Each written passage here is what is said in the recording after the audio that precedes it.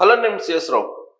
ఇంటి ముందు మీరు బాంబులు పేల్చొద్దు, మీరు టపాకాయలు కాల్చొద్దు అని చెప్పి రిక్వెస్ట్ చేసినందుకు నిండు గర్భిణీగా ఉన్నటువంటి ఒక మహిళని కొందరు ఆ గర్భిణీ మీద కాలు వేసి తొక్కి కర్కశంగా వ్యవహరించారు. ఇది జరిగింది ఎక్కడో కాదు, ఆంధ్రప్రదేశ్లో, అది కూడా రాయలసీమ ప్రాంతంలో జరిగినటువంటి సంఘటన. ఇలాంటి సంఘటనే 2019-2024 మధ్యలో అమరావతి రైతులు ధర్నాలు చేస్తున్నప్పుడు మనం చూసాం, ఇలాంటి దృశ్యాలను చూసాం. కానీ 2024 కూటమి ప్రభుత్వం వచ్చిన తర్వాత కూడా ఇలాంటి దృశ్యాలు కనిపిస్తాయని చెప్పి ఎవరు అనుకోలేదు. కానీ ఇలాంటి దృశ్యం కనిపించడం అనేది మహిళా లోకాన్ని నిజంగా బాధిస్తుంది. కేవలం మహిళా లోకాన్నే కాదు, సగటు పౌరుణ్ణి ఆందోళనకు గురి చేస్తుంది.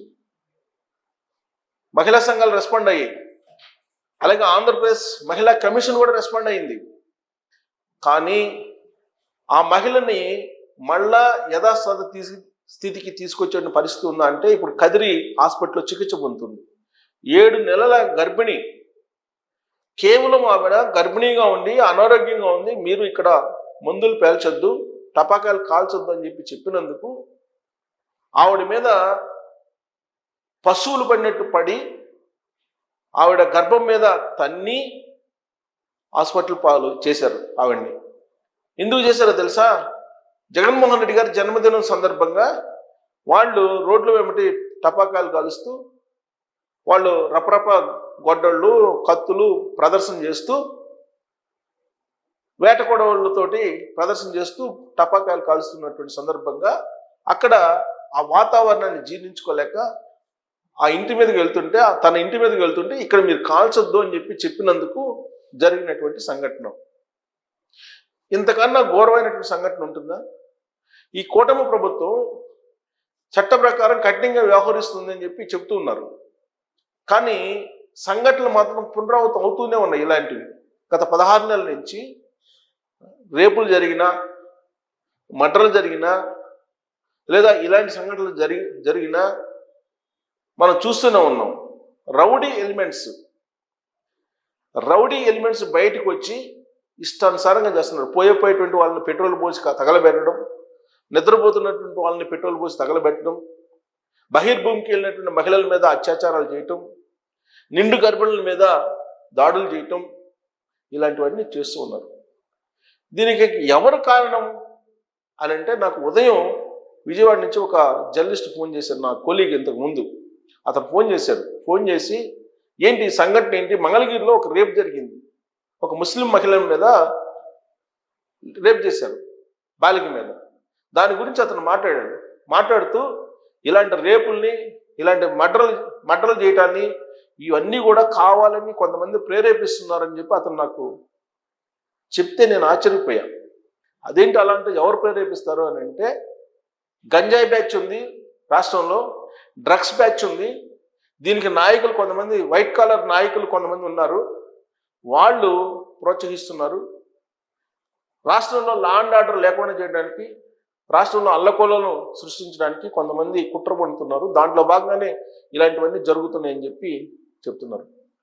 చివరికి కూటమి ప్రభుత్వం వస్తే లా అండ్ ఆర్డర్ క్లియర్గా ఉంటుంది, శాంతి భద్రతలు ఉంటాయి, భద్రతతో పాటు క్షేమంగా ఉండొచ్చు అని భావించే 2024లో కూటమి ప్రభుత్వాన్ని గెలిపించడం జరిగింది.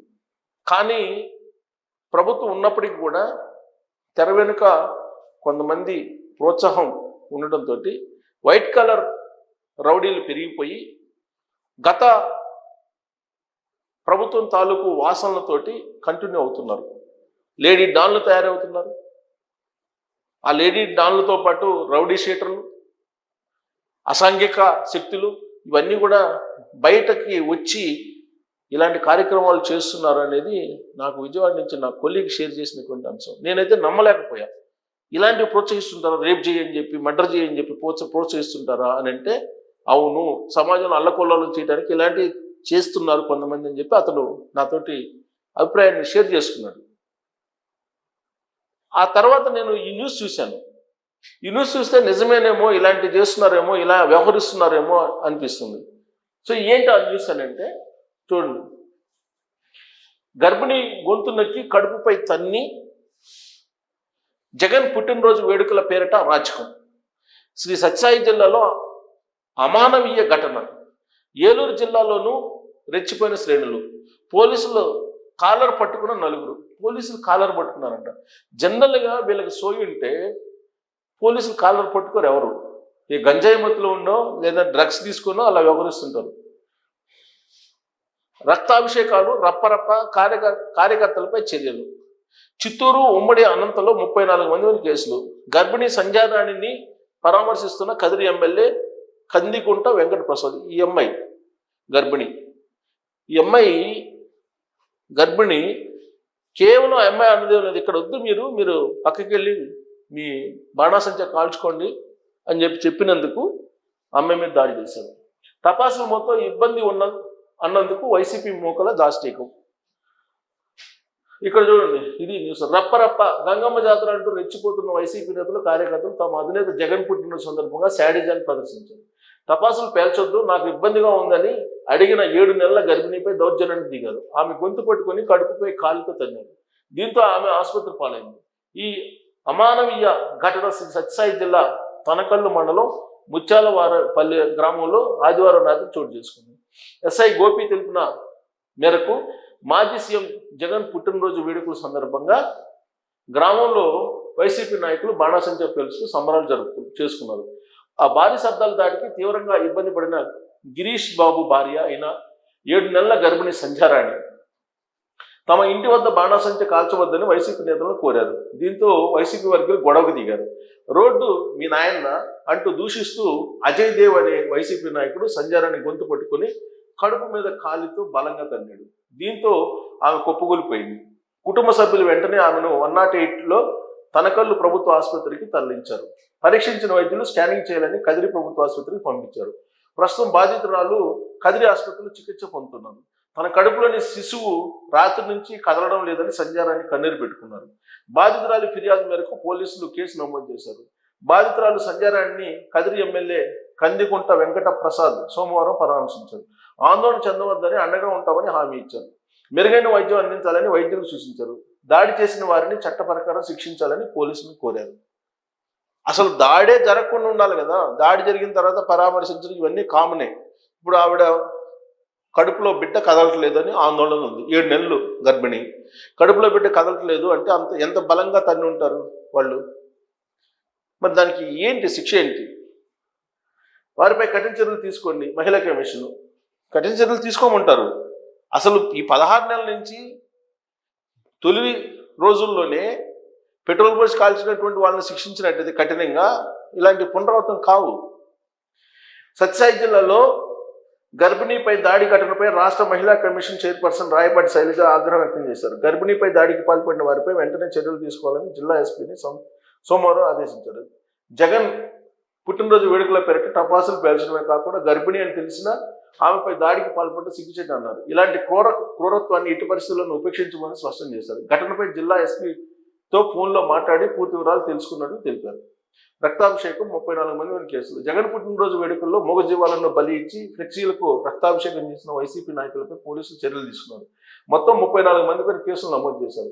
ఉమ్మడి అనంతపురం జిల్లాలో డీఐజీ షిమోషి ఆదేశాలతో మొత్తం 26 మందిపై కేసులు నమోదు చేశారు. వీరిలో 13 మందిని అరెస్ట్ చేసి స్టేషన్ బెయిల్ ఇచ్చి పంపించారు. మరో 3 తహసీల్దార్ వద్ద బైండ్ ఓవర్ చేశారు. చిత్తూరు జిల్లా రామకుప్పం మండలం వీర్నమల్లలో జగన్ ఫ్లెక్సీ ఎదుట మేకను బలిచ్చిన 8 మందిపై కేసులు నమోదు చేశారు. టీడీపీ కార్యకర్త ప్రవీణ్ కుమార్ ఫిర్యాదు మేరకు రామకుప్పం పోలీసులు వైసీపీ నేతలు మునుస్వామి, మణి, శశి, మురళితో పాటు మరో 4 కేసులు నమోదు చేశారు. ఇక్కడ చూడండి, ఏలూరు జిల్లా ద్వారకా తిరుమల మండలం దొరసానిపాడులో ఆదివారం రాత్రి ఎస్ఐతో వాగ్వాదానికి దిగిన వైసీపీ కార్యకర్తలు. పోలీసులపై సర్పంచ్, వైసీపీ కార్యకర్తలు పోలీసుల విధులకు ఆటంకం కలిగించి దౌర్జన్యానికి దిగిన 3 వైసీపీ కార్యకర్తలతో పాటు గ్రామ సర్పంచ్పై కేసు నమోదైంది. ఏలూరు జిల్లా ద్వారకా తిరుమల మండలంలోని దొరసానిపాడులో కొందరు పబ్లిక్ కు ఆటంకం కలిగిస్తున్నారంటూ ఆదివారం రాత్రి 112 టోల్ నంబర్కు ఫిర్యాదు చేశారు. ఆ ఫిర్యాదు మేరకు ఎస్ఐ సుధీర్, హోంగార్డు జయప్రకాష్ బాబు, ఇతర సిబ్బంది ఘటనా స్థలానికి వెళ్లారు. జగన్ పుట్టినరోజును పురస్కరించుకుని దొరసానిపాడు పంచాయతీ ముందు వైసీపీ కార్యకర్త పి మంగరాజు మోటార్ బైక్తో రోడ్డుపై విన్యాసాలు చేస్తున్నాడు. పోలీసులు అడ్డుకునే ప్రయత్నం చేయగా ఆయన సర్పంచ్ లక్కాబత్తుల సిద్ధిరాజు, లక్కాబత్తుల రాజు మహేశ్వర్తో కలిసి పోలీసులను దుర్భాషలాడుతూ కాలర్ పట్టుకుని పక్కన నెట్టారు. దీంతో ఈ నలుగురిపై కేసు నమోదు చేశారు. కాగా ద్వారకా తిరుమల మండలం రామసింగవరంలో జగన్ పుట్టినరోజు సందర్భంగా ఏర్పాటు చేసిన ఫ్లెక్సీల్లో మ్యాజిక్ ఫిగర్ 88 దాటగానే 2029లో గంగమ్మ జాతరలో వేట తలలు నరికినట్లు రప్ప రప్ప నరుకుతాం ఒక్కొక్కడిని రాశారు ఫ్లెక్సీల్లో. అది 2029లో 88 మ్యాజిక్ ఫిగర్ దాటంగానే రప్ప రప్ప మొదలు పెడతారంట, నరికేయటం అందరిని. ఈ ఫ్లెక్సీ ఏర్పాటు చేసిన బిరుదుగడ్డ రాజు, కనకెళ్ల రవికిషోర్, మద్దాల దిల్ కుమార్, మానుకొండ రాజకుమార్, కుండ శ్యాంబాబు, మానుకొండ హిమకుమార్తో పాటు ఫ్లెక్సీని ముద్రించిన రాయల్ ఫ్లెక్సీ ప్రింటింగ్ షాప్ యజమాని హేమంత్పై కేసు నమోదు చేశారు. సో ఇది ఆంధ్రప్రదేశ్లో ఉండేటువంటి పరిస్థితి. మ్యాజిక్ ఫిగర్ దాటంగానే నరకడం మొదలు పెడతారంట 2029లో.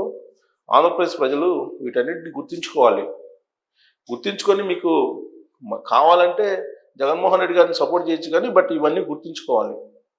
ఇవన్నీ గుర్తించుకొని అసలు ఎందుకు రాష్ట్రంలో ఇలాంటి పరిస్థితులు ఉన్నాయి అని అంటే, జగన్మోహన్ రెడ్డి గారి జన్మదినం సందర్భంగా రక్తాభిషేకాలు, అలాగే రప్పరప్పలు, గొడ్డళ్ళు, బరిసెలు, కత్తులతోటి ప్రదర్శనలు. ఇదే జన్మదిన వేడుకలు అని అంటే ఆలోచించాలి. ఆలోచించి సమాజాన్ని మనం ఎటు తీసుకెళ్తున్నాము అనేది కూడా ఒకసారి పునరావృతం చేసుకుంటే కనుక 2029లో ఏం జరగబోతుంది అనేది అందరికీ అర్థమవుతుంది. సో దీని మీద మీరు కామెంట్ చేయొచ్చు. Thank you.